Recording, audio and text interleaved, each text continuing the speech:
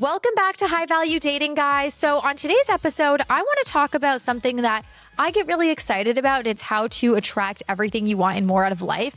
And what if I told you that the secret to doing that is actually not wanting the things that you want? I know, sounds crazy. Wanting nothing brings you everything. Let's talk about it. Keep listening, because I think if you do these things and you actually make a point to release what you want, you might attract it even faster. So stay with me and keep listening.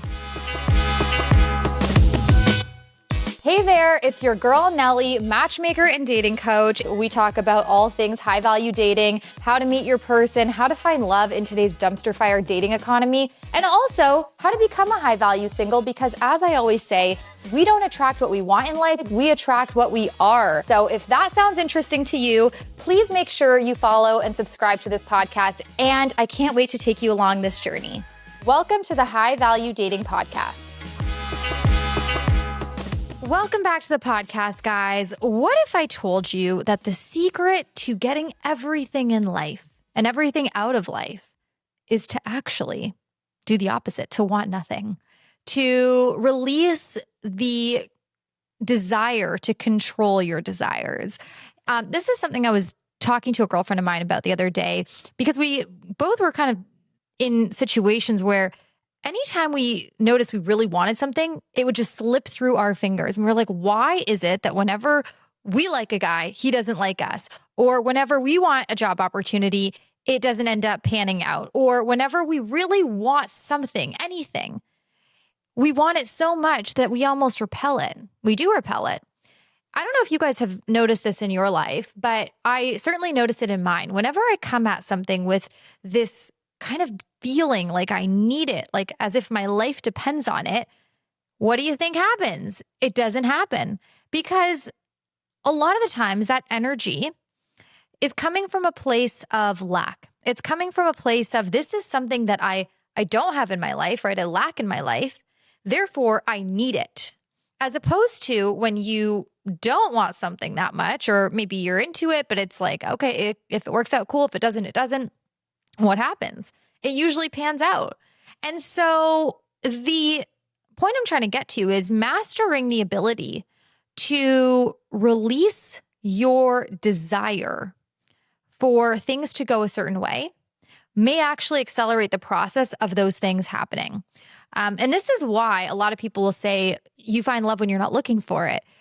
Because when you don't come at experiences with a feeling of, I need this to work out or else my life is going to end or else the world is over, then you're not energetically in a place where you are desperate, right? Desperation reeks. People can pick up on it very easily. And when you are around desperation, like even if someone really desperately wants you, what happens? You're like, well, I don't want this person, because that desperation makes you think, well, obviously this person doesn't have a lot of options, or obviously I'm the best option. So you feel more in control. And then you might even be suspicious about why they want you so much, or why this is so important to them. And so my point really is, if you can learn how to connect within yourself and get in the habit of practicing feeling as if everything you want, you already have. That way, when it comes into your path and that opportunity presents itself, you are not desperate around it. You are in a very kind of calm and receiving mode. You're going to be able to manifest it a lot quicker. Now, how do you want nothing when you actually do want a lot of things? Like, let's say, for example, you really want a job at this company and it is your dream job. It is all you've ever wanted. And then that opportunity comes up and you really want it. How do you actually get into a feeling of like, well, I don't need it? It takes inner dialogue within yourself that essentially is conditioning you to believe that you don't need it. This is something you have to practice at every single day. I practice at it all the time, of feeling like everything I want, I already have. And even if I don't have it, it means if it's for me, it'll come to me. If it's not, it won't. Because when you have that kind of inner state of everything that's meant for me is going to stay in my trajectory, and maybe it hasn't materialized yet, but it will, you just energetically are moving into a place of abundance. Um, Here's another example. Let's say there's a guy you really like or a girl you really like, and you are in a headspace of, if I don't get this person to be in a relationship with me, then the world is over. Well, when that person does cross your path, which they probably eventually will, you might energetically self-sabotage that relationship potential because perhaps that person can pick up on your nerves, on your anxiousness. And so just ensuring that you're always in a calm state of receiving is going to help you, I think, attract everything and more. How do you get in that calm state? Another way is meditation. I meditate daily, even if it's just 5 minutes of closing my eyes and, reciting mantras in my mind or doing breath work. It gets me into a really kind of relaxed state. The worst thing I think you can do is wake up, scroll through your phone, look at other people's lives, and then enter, whether it's conscious or not, into a state of, oh, this person has it better than me, because that's only going to put you more in lack. Tell you a story. And maybe this makes me out to be materialistic, but in the effort of just kind of proving, I think, how this works, I'm going to share this story. I used to be a big handbag collector back in the day. I still love a good handbag, but I used to be a big handbag collector. And I went to Paris once a few years back, and I remember my goal was on that trip to get a Birkin from the Hermes store. Mind you, I've never bought anything from Hermes before. So if you know that they don't just give Birkins to anybody. You have to play the game. You have to spend X amount of dollars. You have to do, the whole little run around with the sales associates. But little old me thought, I'm going to be able to get this, this bag, and I'm going to be able to walk in and make it happen. I don't know why I had that attitude, but I did. Anywho, I walk into one of the stores. I had made a leather appointment or something like that, I think. And, well, what do you know? I got rejected. No Birkin. So I thought, okay, I got to make this happen. And I started to feel like I really need this. Well, I went to another store that same day, got rejected a second time. Went to a third store, got rejected a third time. And so at the beginning of the day, I kind of started off with this attitude of, I need this to happen, right? I need this bag. Well, by the third rejection, I thought, you know what, Nelly, just throw in the towel. It ain't happening. And so I thought, you know what, for the heck of it, I'm going to go to a fourth store, but I'd already kind of mentally prepared to not get this bag. I thought it's not going to happen. I've been rejected 3 times. I'm most likely 99% sure I'm going to get rejected a fourth time, but I'm going to go just to see. And if it happens, it happens. And if it doesn't, it's not meant to be. Well, what do you know, folks? I went to the fourth Hermes store in Paris without an appointment. And I walk up to the lady, one of the sales associates. I said, hey, I had an appointment at one of your other stores. I don't have one at this store. I know you guys are closing in an hour. Is there, anyone that maybe I can chat with about getting a handbag? She goes, just wait here. I'm waiting in the store for maybe 45 minutes. Okay. Just literally sitting on a chair, waiting for someone to talk to me who works there. And again, I had mentally accepted that this was not going to happen. I was like, there's no chance I'm getting a bag, but I'm going to make it my mission today. And if it doesn't end up, seeing through, then it's just not meant to be. And tomorrow I am not spending another minute at an Hermes store. It was like, if it was not going to be today, it's going to be never. And that was kind of my mindset. So what do you know? 15 minutes before close, some sales associate guy comes up to me, starts asking me questions.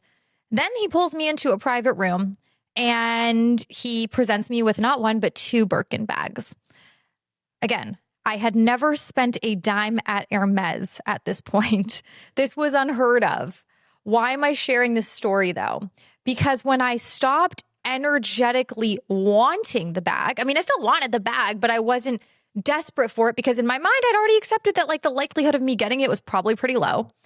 I wasn't going into these conversations with the sales associates with this desperate energy. I was really chill. In fact, I had kind of in my mind thought, well, the chance of them giving me a bag is pretty low anyways. So let me just play it cool. Not even play it cool. Let me just be nonchalant about it because I am nonchalant about it. And because I had that vibe, I ended up attracting it more. And that's how I was able to manifest that. And I truly believe that I did. And so I share that story with you because I think it's a perfect analogy for how the more we want something, the more we sometimes push it away. And maybe this has happened to you in dating before, where the person you really like, the person you have a crush on, you maybe are stalking their social media, you're trying to stage run-ins, you're perhaps over texting them, right? Constantly trying to communicate with them. And then they start to kind of ghost you, or they move on to someone else because you have this just relentless desire to be with this person. And so your energy is coming off from a place of lack, right? You're chasing them. Now, I don't think there is never a case to be made for chasing something you want in life, right? Wanting stuff and having goals and seeing those goals through is one thing. In fact, that's a really important quality. I'm a very goal-oriented person. I set goals and I like to achieve them. But the fun of setting goals is actually in the journey of trying to achieve them, not always in achieving them themselves. And so learning to set a goal, disconnect from it, and then work toward it, take inspired action toward it, but not get so caught up in how is this going to happen? Is this going to happen? And instead just being the best version of you, doing everything you can to set yourself up for success in that goal arena. And then letting the universe put the pieces of the puzzle together organically is how you're going to get there. And that's why I say, wanting nothing really does give you everything. And that's part of why, as mentioned earlier, when you don't want love, I mean, yes, you probably do want love deep down, but when you're not like chasing love, you're not like, I need to go on 100 dates and I need a boyfriend, I need a girlfriend, I need this to happen by this day. When you don't have that energy, you are going to be a lot more calm. And so you're going to invite more opportunities into your life because people are going to be like, oh, this girl or this guy, they're chill, they're easy, they're fun, they're relaxed, right? It's almost like walking a dog. For my fellow dog owners out there, the tighter of a leash you've got your dog on, the more it wants to run away, right? When you loosen your grip, the dog stays by your side. It's the same in dating. It's the same in everything in life. I want to talk a little bit more about this after the break, so stay with me. And let's talk about, once we get back, how you can condition yourself to balance, because it is a balance, wanting things, but also not wanting things. Like, how can you mentally get in that flow with everything that you do? Stay with me because we'll talk about all that and more after the break.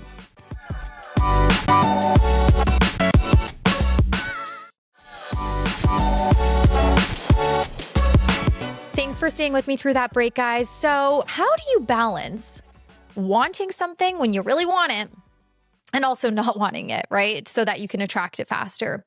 Well, if your energy is coming from lack, as mentioned earlier, where you feel like if I don't have this thing, I'm not going to be okay, then that is a sign that you need to work on, I think, balancing out your inner state. And one of the easiest ways to get into that flow is, I think, through gratitude, right? The things that you have today, you maybe once manifested or were hoping for. And if you don't like where you're at today, okay, that's also a sign that you need to start taking action toward the life that you want. And being grateful for the things that you do have will help you feel a lot better about your situation. And you're not going to fixate and focus so much on the things you don't have. So what I do is anytime I feel like I don't have what I want, like right now, I'll be honest, I'm struggling with balance in my life. I have so many work opportunities that I don't even have time for myself. I just crash at the end of the night. And sometimes I think to myself, I wish I had more time. I wish I had time to go to the gym. I wish I had time to go on a longer walk outside. I wish I just had more time. Like, I'd love to, go to the mall and go shopping. But I have so many work obligations that it's challenging. However, lack says, woe is me. Lack says, I don't have balance. My life isn't super stable from like a work-life balance perspective. Abundance says, wow, Nelly, once upon a time, you prayed that you would be this busy. You were so bored. You wished you could have this many work opportunities and financial opportunities. And so when you step into that mindset, it's really hard to feel bad about yourself, right?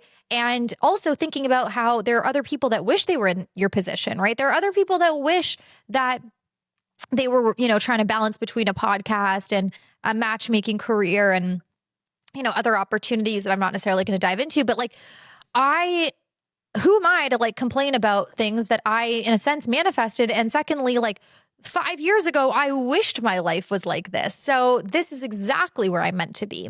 And when you step into that mindset, it helps you reframe, I think, all the things that you wish you had. And also recognizing that divine timing is real. Maybe the things that you want super badly haven't manifested yet because you have to master this chapter of your life. You have to master feeling grateful for what you have currently before the universe delivers what you want. And so having a gratitude practice, and I think a spiritual practice, is really important. What I'll also add is let's entertain the possibility that you never get that thing, right? You never get that promotion. You never get into that school. You never get that guy. You never get that girl. Let's just pretend that's the case. Okay. And how does that change your life then? Today, what would you do if you knew that this thing was never going to come?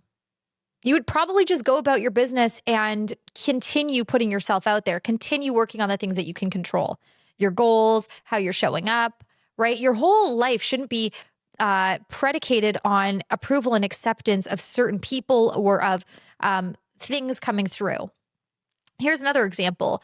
I remember when I was in high school, I was applying for college, and my mom and, in my family, education's a really big deal. So I remember like my grandparents always drilled into me, like, no one can ever take away your education. So I was pretty like academically focused when I was growing up. And I remember my mom was always like, well, if you don't go to an Ivy League, basically like, it doesn't, what's the point? What's the point of going to school in America if you're not going to go to an Ivy League?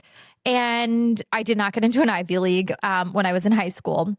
And I remember I kind of just gave up on the idea.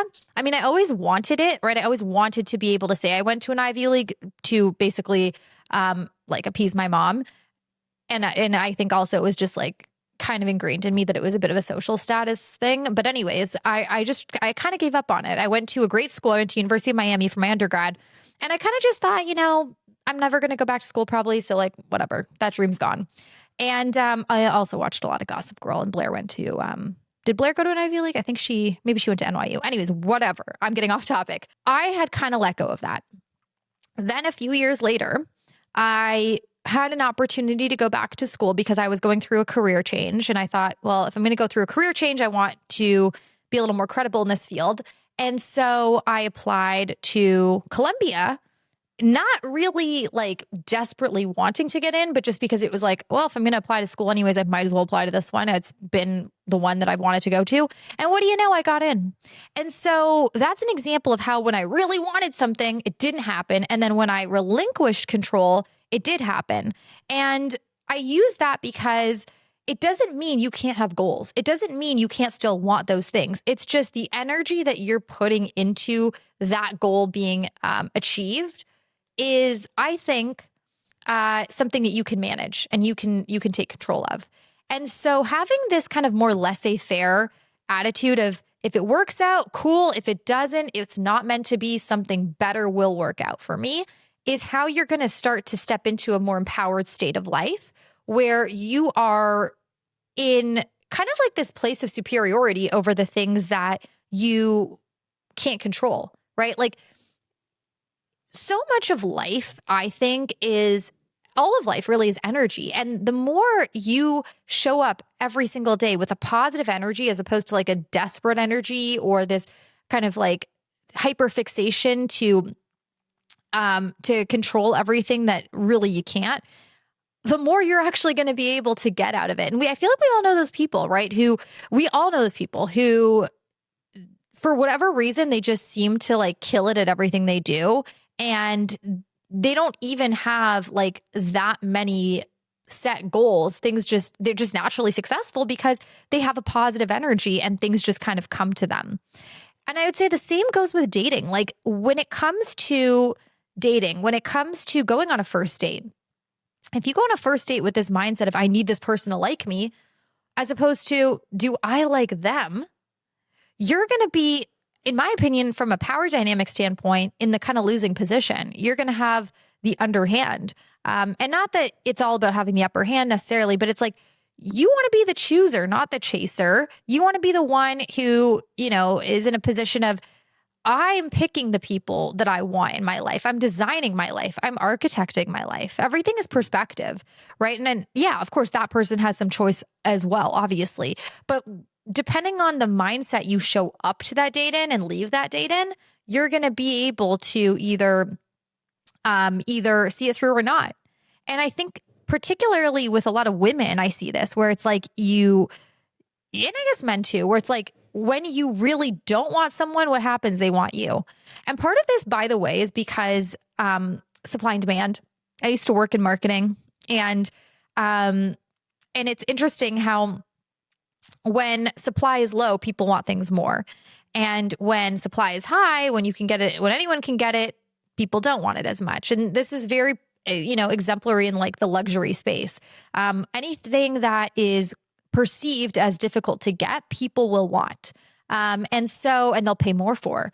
And so you need to kind of look at yourself as a luxury, I think, in life of like, not everyone gets access to you. And even if someone that you want, can get access to you, you should still create this perception that they should earn you. And there's a difference between, by the way, playing hard to get and being hard to get. I'm not talking about playing games. I'm talking about actually looking at yourself every single day as a valuable person who not everyone can just access, right? Like, look at yourself like the Hermes bag. Not everyone can just get access to you. People need to be, earning their way into your life. Even the most awesome people still need to earn their way into your life through consistency. And you get to decide, what that looks like. For me, it might be a little bit more, I might be a little stricter with who gets access to me than you are, or maybe vice versa. But think about yourself that way and put yourself on a pedestal. And here's another thing, like when you have a full life, you don't even have time to expend on thinking about how you're going to quote unquote play hard to get. You're going to just be living such an amazing, incredible life. You're going to have so many things going on that it's just going to naturally happen where people want access to you, and you're going to have a lot going on. So you're not going to be able to give everyone access to you. You're not going to have to like play that game. I'm going to talk a little bit more about that after the break on, how to be hard to get as opposed to play hard to get, because I think that will actually help you get more out of what you want. So stay with me and we'll talk all that and more after the break.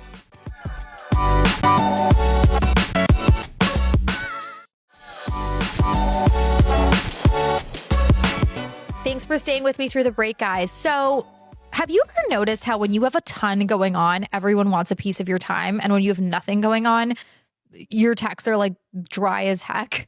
Well, for me, that's definitely the case. And the reason is when you are hard to get access to because you have a full life, you've got tons going on, people can energetically pick up on that and they want a piece of your pie. They want they want to be a part of the action.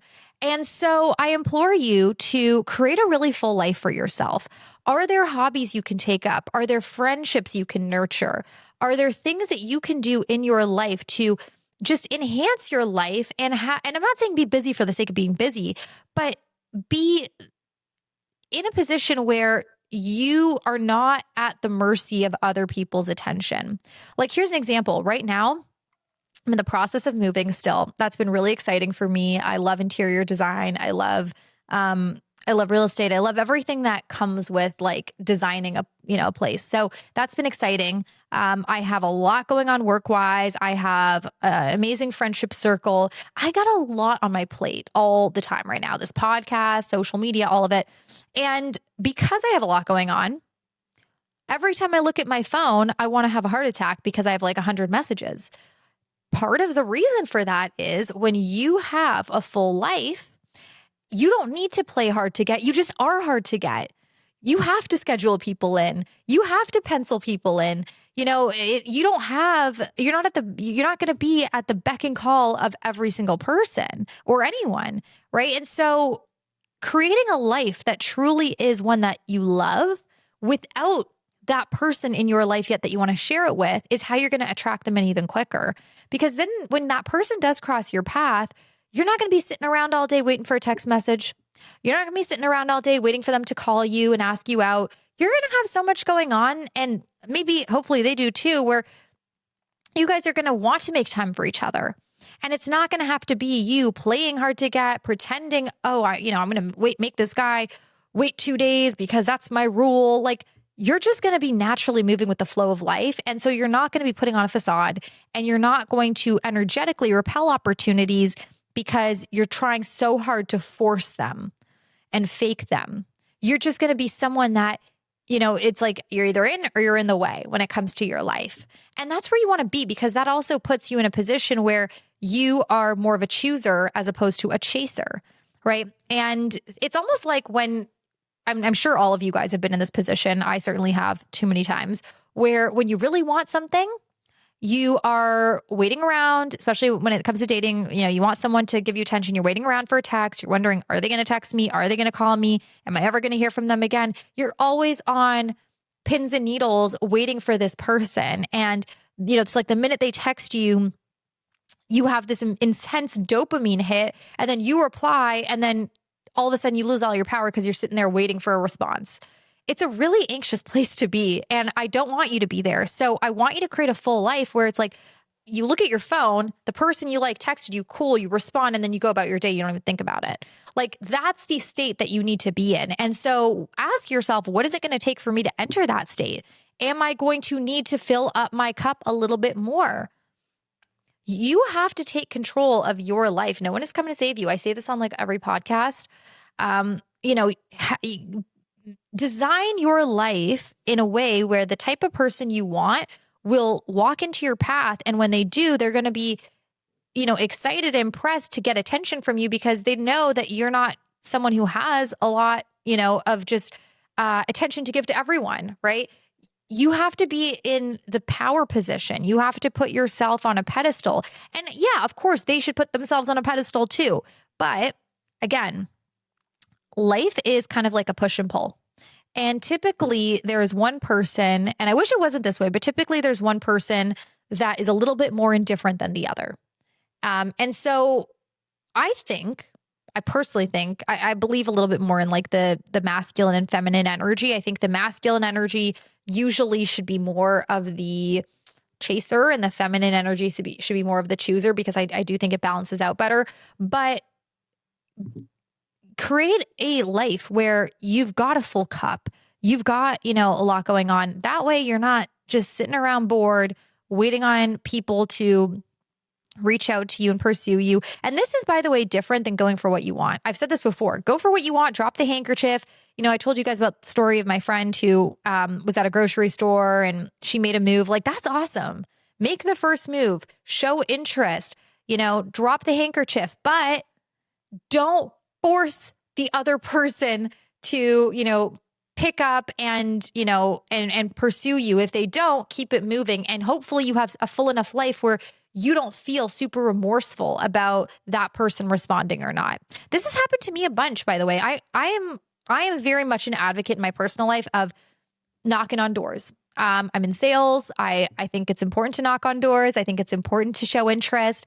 And if there's someone that you like, heck, send the text, make it known, swipe right, whatever. But if it's not responded to in the way that you want, or it's not received, or that person doesn't take the bait and quote unquote chase you, I hope that you have enough going on in your life where you're going to be able to pick yourself up, dust yourself off pretty quick, and keep it moving. And if you don't, you need to get to that point. You do. Sitting around, feeling sad, feeling sorry for yourself when someone doesn't chase you is only hurting you.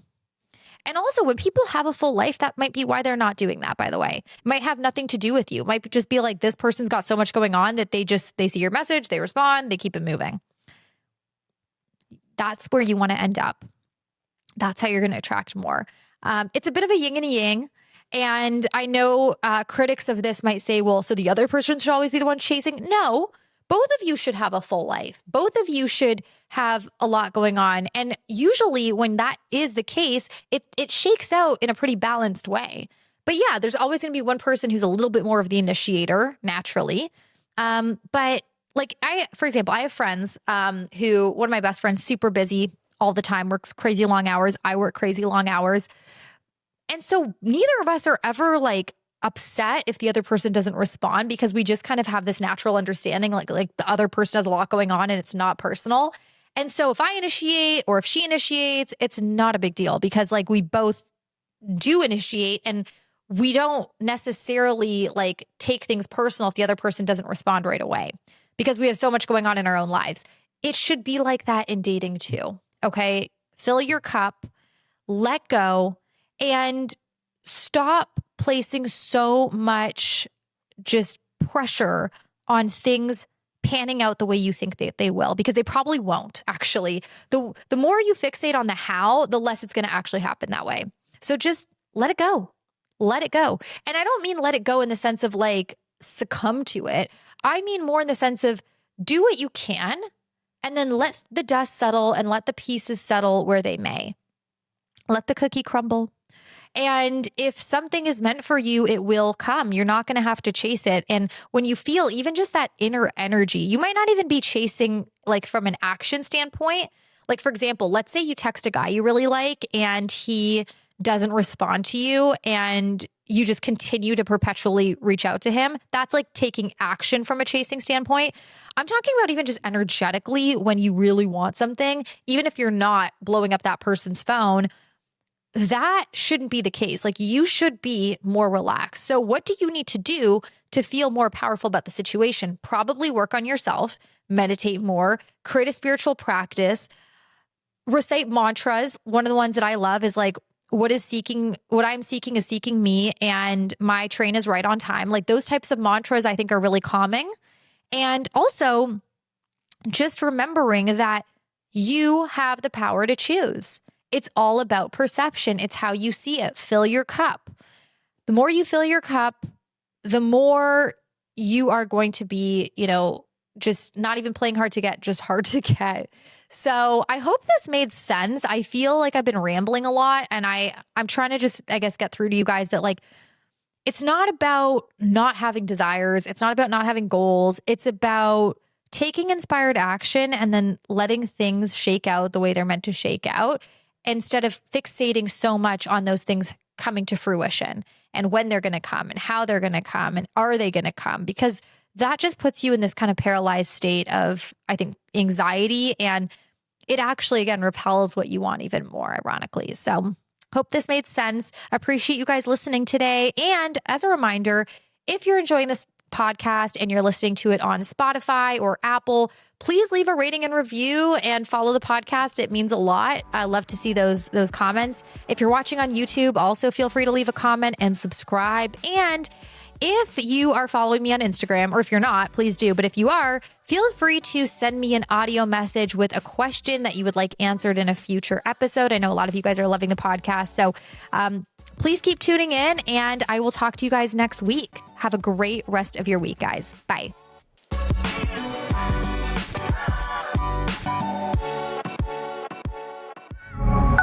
Pioneer.